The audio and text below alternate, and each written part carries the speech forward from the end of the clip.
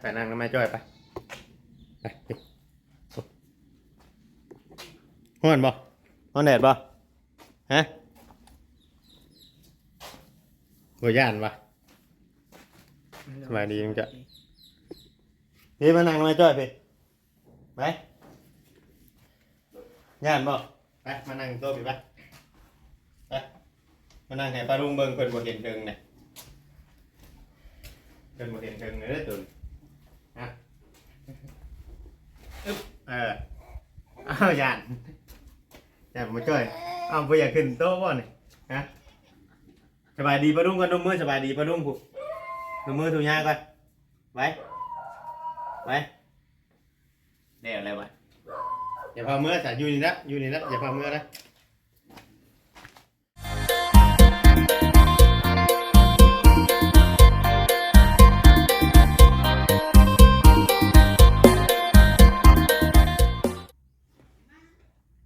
กับทักทายสบายดี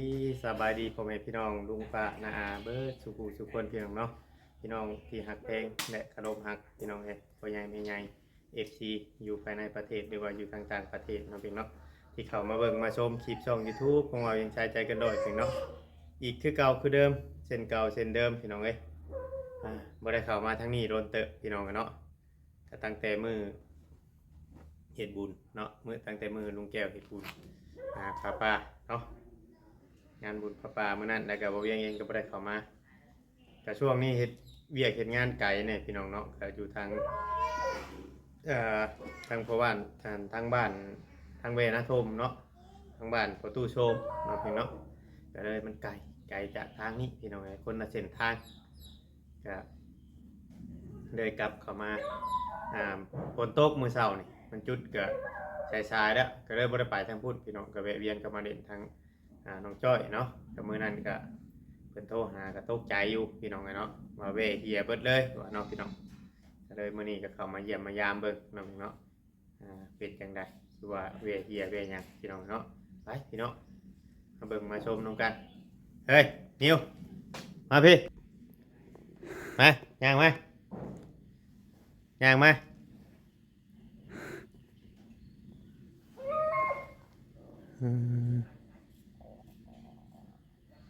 ย่างไว้ฮอนเดดนะย่างไว้ย่างเข้ามาเกือบกับโบไซบาทนี่ย่างมาพี่มาสบายดีป้าลุงพี่มาสบายดีป้าลุงพี่อย่ามาฮอนเดดนะ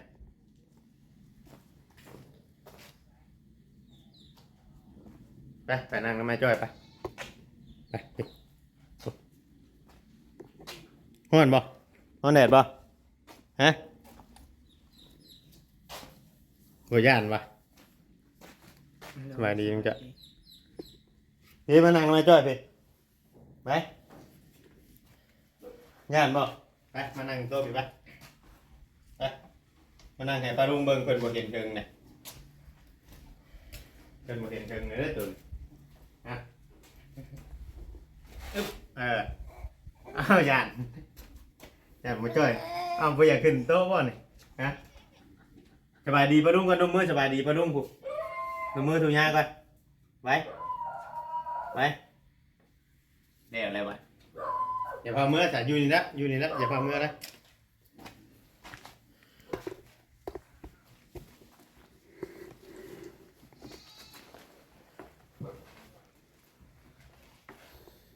ไปหาอยู่ใช้แบบมันฮะหาโทรบ่เลยขึ้นไปเห็นอยู่บ้านนาเก่งเลย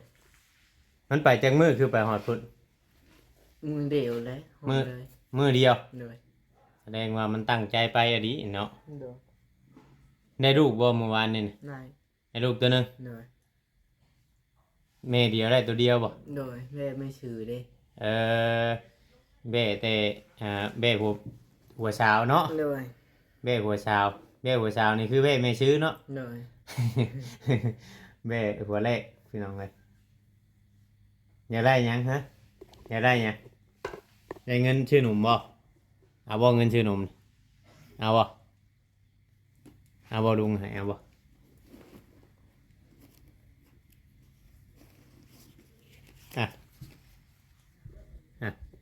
นมมือถูยาวหนมมือก่อนหนมมือก่อน ไปเห็น ถูยาวสิอ่ะเห็ดอยู่เห็ดก่อนบ่จักแล้วลืมแล้วบาดนี้เอ้า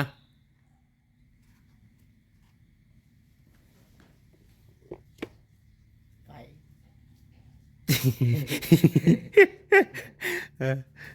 อย่าฮอนแดดเด้อบ่ได้จังเมื่อพร้อมลุง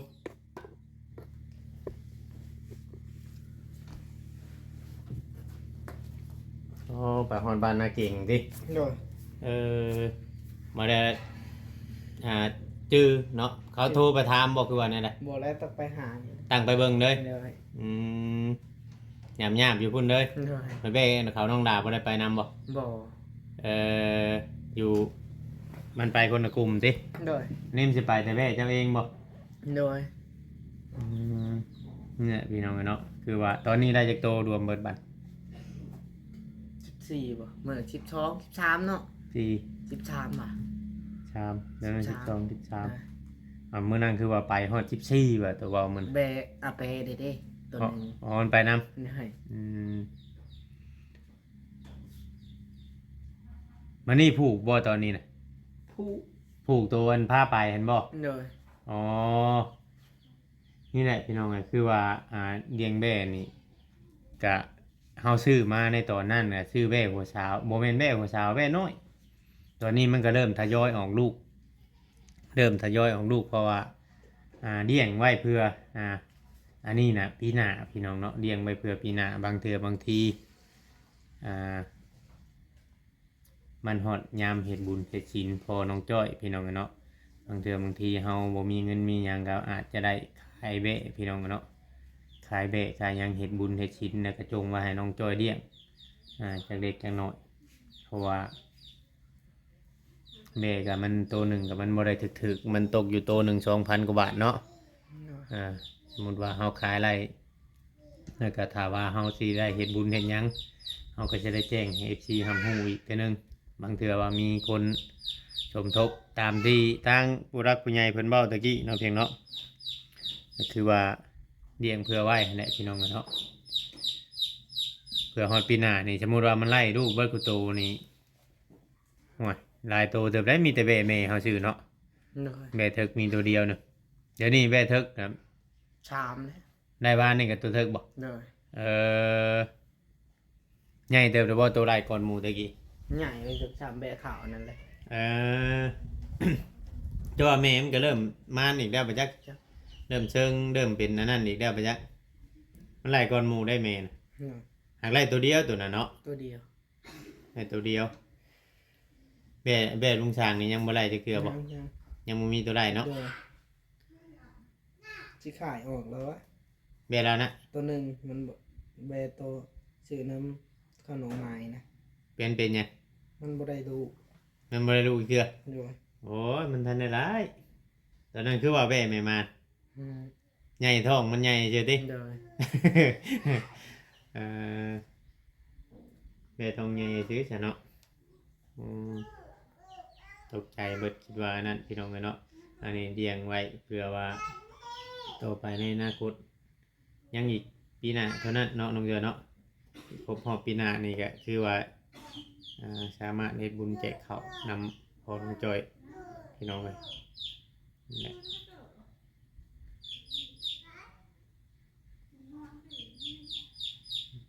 ไก่เพิ่นอย่ามาเฮาเยี่ยมๆเขาลงช้างบ่ได้เลี้ยงไก่บ่ได้เลี้ยงยุง เลี้ยงอยู่ บ่ได้เนาะ โดย คือว่าบ่ได้เฮ็ดเวียกเฮ็ดงานบ่เดือนนี้ มื้อนี้นะบ่ได้เฮ็ดฝนตกเด้อพี่สาวนี่ เฮ็ดงานอยู่ชายเดือน เฮานะต้องเธอก็ไปแบกข้าวให้นะ อืมเอาเวะเขาคือเก่า โดย ว่างานให้เฮือนก็บ่ได้คอยเฮ็ดเนาะ โดย คอยนะบัดนี้ปลูกไว้น่ะมีน้ำให้มันกินอยู่บ่ เฮายังสิปล่อยค่ำๆจังหน่อยยังปล่อย อ๋อ ไปไกล ตอนนี้ดอกบ่ายๆเนาะ โดย ดอกบ่ายๆยังปล่อย ปล่อยแล้วจุ่มหน่อย ยังจะตัวได้ลูกกับแม่ใหญ่นี่แหละ อืมอืมเราต้องนั่นนำต้องพวกอื่นน่ะตัวนี้เป็นตัวพาไปเนาะ โดย ตัวอื่นน่ะบ่ได้คอยไปเนาะ โดย เออขี่มันก็ถือว่าหลายเติบเนาะ โดย ข้าวเดียวเต็มเบิดเลยอืม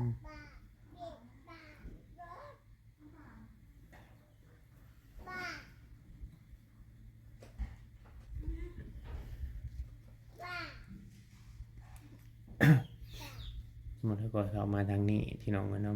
มันบ่มีเวลามันบ่มีเวลาหนึ่งมามันคนละเส้นทางกับทางที่เวียงไปถ่ายคลิปคนละอย่างพี่น้องเนาะ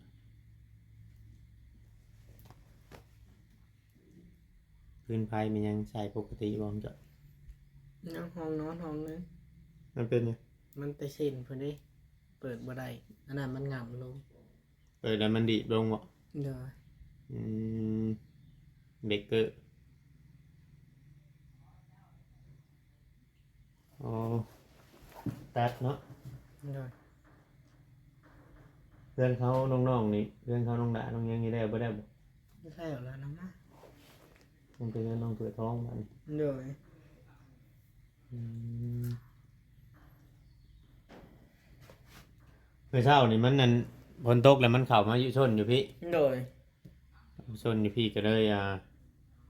เตียงไปใช้สายเตียงของเจ้านึง อยู่พุ่นเด้ อ๋อไปเฮ็ดกินมื้อนั้นบ่ เด้ออันนั้น อ๋อมาได้จังหามาไว้ เด้อ มันตากแดดหรือตากฝนน่ะยามนั้นน่ะมันสิเพไงรถไทยไปใช้รถไทย รถไถนะอยู่หลังบ้านบ่วะ ไปไว้พุ่นบ่ เด้อ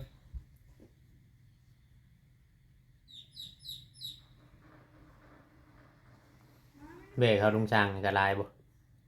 เด้อกันเด้อ6โต พี่มานั่งมาอยู่ห่มพี่ 7โต ไปมาลุงพี่มานั่งอยู่ห่มพี่ไหมเข้ามา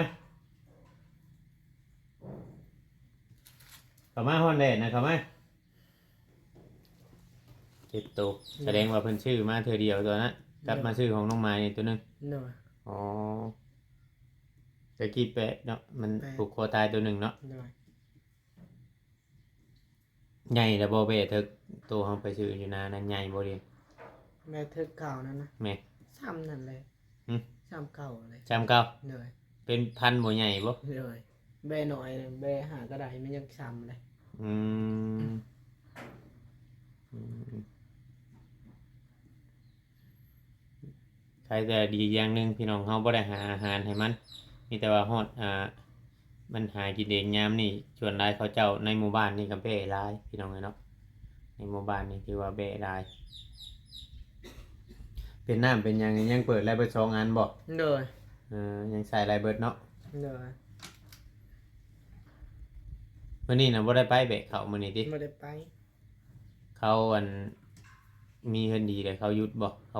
บ่เบะบ่คือว่าแนวใด บ่แล้วแบกแล้วเฮาไปเด้เฮือนในนี่เฮาไปเฮือนในนอกเฮาไป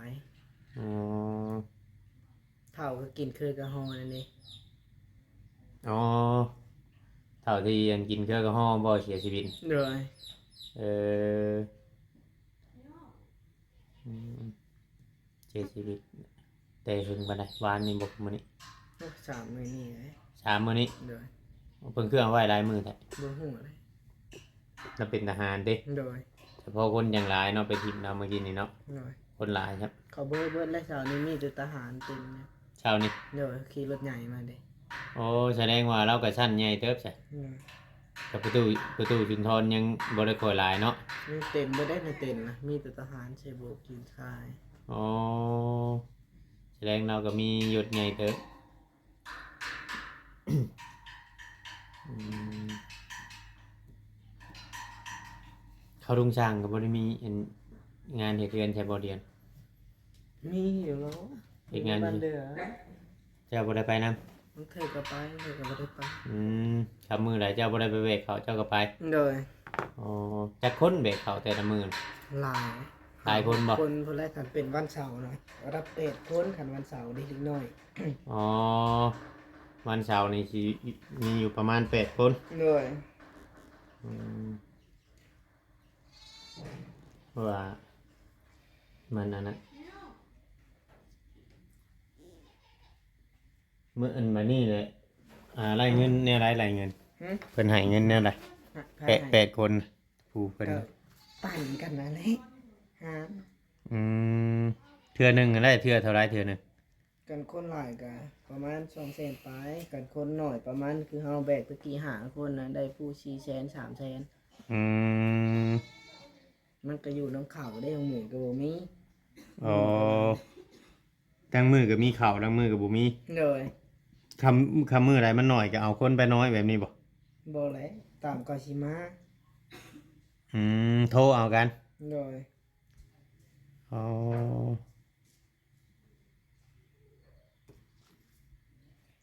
เราลงไปทางมันเดือคิดว่ามันลงพุ่นบ่จังรอลงทางพุ่นมัน โดย ปกติมนลงพุ่นติ โดย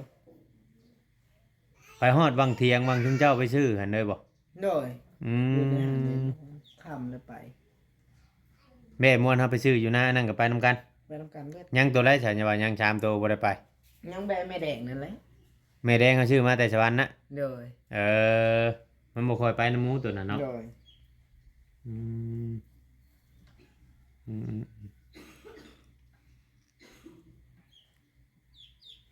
ลูกมันก็ถือว่าเป็นสาวเบิดบ่ลูกตัวนี้ มีลูกติดช่องโตบ่แม่นบ่เขาซื้อมาตอน ลูกแม่ดาบนี่นะ แม่ มานไปแล้ว มาแล้ว โดย อืม นาสิไล่หลังกันที่จักใด แต่ละมือนะอาจจะตัวนี้ได้แล้วตัวนี้ได้เนาะ โดย เพราะมันเป็นแม่รุ่นเดียวกันเนาะ โดย แม่รุ่นเดียวกันเบิดพี่น้องเลยซื้อมาเพราะว่าคัดเลือกเอาแต่แม่แม่ไก่บ่มีแม่บ่ไก่ตัวนี้ จั น่ะ กแล้ว ไก่ไผซะ ใกล้กับพ่อแล้วนี่ ว่าเห็นนรงค์เซโนผู้พ่อเราอยู่ทางบ้าน โดย นาหัวเห็นบีบแกใช่เราอยู่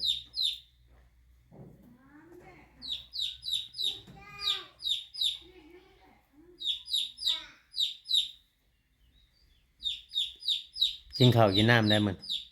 กินเลย กินเพื่อนดีเพิ่นบอก กินอยู่นี่ อ๋อ เอามาเราไปบ่ทันครับ อืมตอนคืนก็ไปงานน้ำเพิ่นอยู่บ่ ไป อ๋อว่าเห็นคนหลายตอนแรกก็คิดว่าเมตุธาเพิ่นได้เสียชีวิต โดย โมเมนต์เนาะ โดย ยังอยู่เมตุธาเนาะ ยัง คอยเห็นคนหลายอยู่หั่นคอยคิดว่าแล้วเอ้าเมตุธาเสียแล้วบ่มารถเมนประตูหยังชื่อแล้ว ร้านเก๊ก ประตูลำแก้ว เลย อืม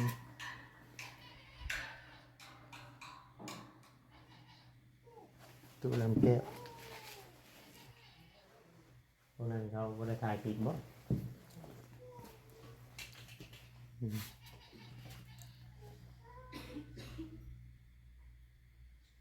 เอาพอดีพี่น้องเนาะกันบ่ได้อันนั้นบ่ได้กวดห้องน้ำเด้อขี่เวร โดย ทำไมกวดห้องน้ำบ่กวดหัวคนยางเหยียบไปเหยียบมาตูแล้วมันเปื้อนนะ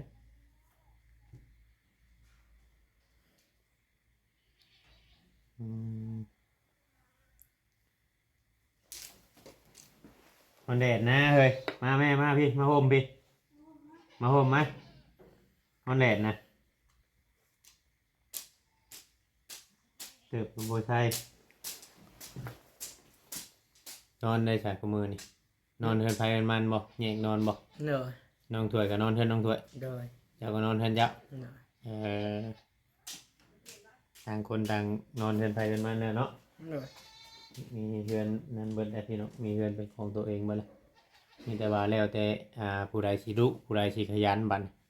โดย ไปหากับไปได้ใช้เงินผู้ใดบ่หาก็คือเว่าหั่นแหละมันอันนี้คือว่ามันมีต่างคนต่างมี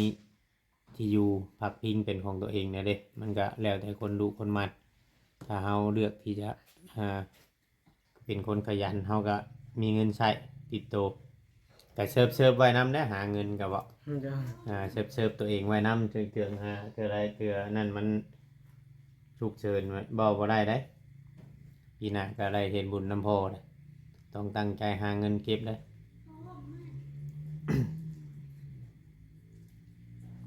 ว่าทางเจ้าก็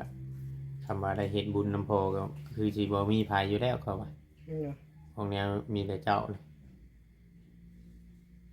คนอื่นก็คือบ่มีภัยดอกเนาะ โดย ว่ามันบริเวณพอเขามีแต่ทางน้องจอยนี้พี่น้องเนาะสมมติว่าเห็นบุญนำโพปีหน้าก็คือทางลุงแก้วนี่แหละคำว่าอันนั้นก็ผู้เป็นผู้เต้นผู้เล่นนู่นนั่นนี่ บ่เวียงก็มีแต่ว่าถ่ายคลิปให้พ่อแม่พี่น้อง FC เบิ่งหรือว่าหลายๆคนอยากจะช่วยเนาะพี่น้องบางเทื่อบางทีบางคนเพิ่นทำบุญเพิ่นก็ช่วยเข้ามาเห็นเนาะเห็นเบิดครบเบิดแล้วแบ่เนาะ โดย แต่ว่าตัวนี้เพิ่นทันได้ปล่อยชวนตัวนี้มันไปใช่แต่ตัวนี้มันจะพวกนั้นไปฮะไกลบ่แต่เขา บ่ไก่ดอกกระชุมนี่ไปเท่านี้เลย อยู่แถวใกล้นี่บ่ โดยกระไผ่เวลาน้ำติ่งก็มี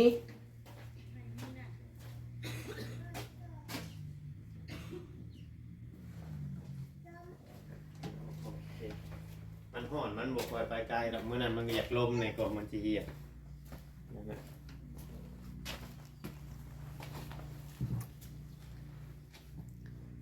มันฮ้อนมานี่ยังใช้เปลืองอยู่บ่น้ำสมมุติว่าจะอยู่ผู้เดียวแบบนี้เป็นทางหนึงบ่ได้เปลืองบ่ได้บ่ โดย มีอยู่บ่เงินใช้ ก็มีอยู่ บ่ได้ใช้อยู่บ่ โดย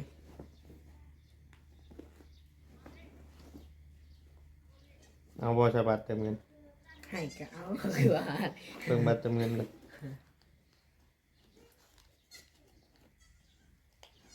โอ้โหมีเนาะบัตรเติมเงินอันนี้เนี่ยไปซื้อเอาเอง โดยโดยขอบใจ พี่น้องเนาะก็สิประมาณนี้แหละตัวไรเมื่อวานนี่ก็เหมือนยังนะ เสียงปืนเป็นจุดตัวไรเมื่อวานนี่ก็อยู่คอกนี่บ่ โดย ไปเบิ่งไปไปเบิ่งเวยเป็นไรเอาจะผูกบ่ตัวไรเมื่อวานนี่ก็ ผูกแม่เท่านั้นแหละ อ๋อปาเกิดเสียงระเบิดขึ้นหน้าบ้านมาบ้านน้องจ้อย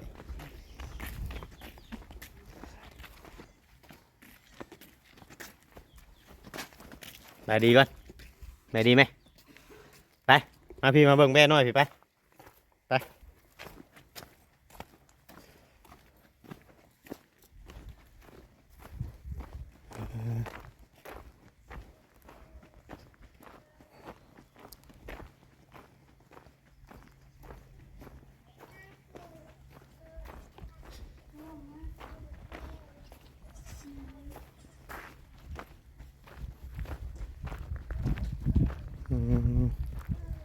มันห้อนเลยน้องจ้อยปล่อยแล้วก็ได้มันช่วยแต่มันบ่ไปดอกซ้ำหากระเดี่ยงปีเดียวขี่ทัวร์เบิดละ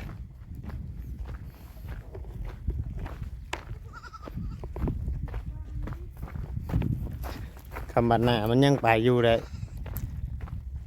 จะโปรโมทรถคำยังไปอยู่บัดหน้ามันก็ดื้อแท้สีขาวงามเอ้าแบ่ตัวลำนี่ตัวเจ้าทายรูปมันส่งให้คอยเบิ่งวางหันบ่ โดย ใหญ่ไว้แล้วลูกมันกันเนาะ โดย อืมสีขาวแบ่เทิกตัวนี้เนาะ โดย ปล่อยค่าเชือกบ่คือปล่อยในราเจ้าสิปล่อย ไม่ต้องปล่อยคาเซอร์ เอามันบ่นั่นบ่ใช่มันบ่คล้องบ่ เมื่อก่อนมันคือบ่ไปอีกบ่วะ จะต้องแนมได้คำเจ้าปล่อยค่าเชือกนะมันไปคล้องอยู่ทางอื่นแฮงบ่เห็นทางจอยคนจูงไปเลยได้คำเจ้าปล่อยค่าเชือก ปล่อยแบบนี้จะขึ้นดื้ออย่างเดียว บ่คำนั่นก็เอาออกไปหาผูกไว้ห่มไม่ยังผูกเอาไปผูกไว้ห่มก่อนออกไปผูกอยู่นอกผูกแถวห่มผูกมันบ่มีแนวกินได้อยู่นี่ที่เอาออกมาหาผูกอยู่แถวนอกแถวห่มแถวหยังตอนแรกเนี่ยจังปล่อยตัวนี้ลูกแม่แดงบอกคือว่าในไรฮะตัวไรลูกนี่นะลูกแม่มีนี่บอกมือมันไปหันยังไม่ได้ลูกเนาะ แม่นบ่แม่นได้ไม่รู้แม่นนี่ลูกแม่ตัวแดงนั่นเลยแบบนี้ ไปออก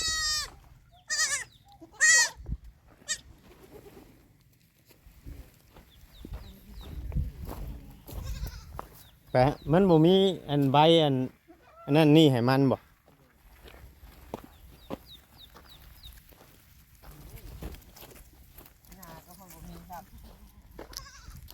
มันบ่มีอีหยังเนาะ ปลูกไว้แถวๆนี่แหละจะหาใบนั่นนี่มาให้มัน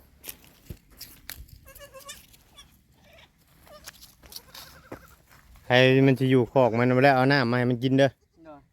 เอาน้ำมาให้มันกินเอาพี่น้องไงเนาะจะมาเข้ามา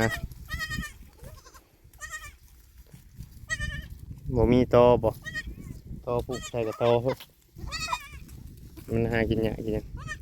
ตัวนี้อ่ะมันยังบ่ไปไกลหรอกมันลูกมันยังน้อยอยู่ตัวนี้แก่ดอกก็ได้ตัวนี้ว่าลุงเราให้ผูกไว้บ่ ยันมันพาลูกไหลยันหมาคุก แล้วจังหาใบไม้มายังไม้มันกินกกกระทินเบิดได้บ่ที่เจ้าไปเอาตะกี้กกสิ คงไม่ ผูกไว้ก่อนจากมือจากไรให้มันหลาบก่อนผูกไว้หั่นนะผูกกงไม้หั่นนะเอาพี่น้องไงเนาะแล้วจังให้มันอยู่แถวๆนี้ก่อนผูกท้องมือท้องแปรเพิ่นเนาะ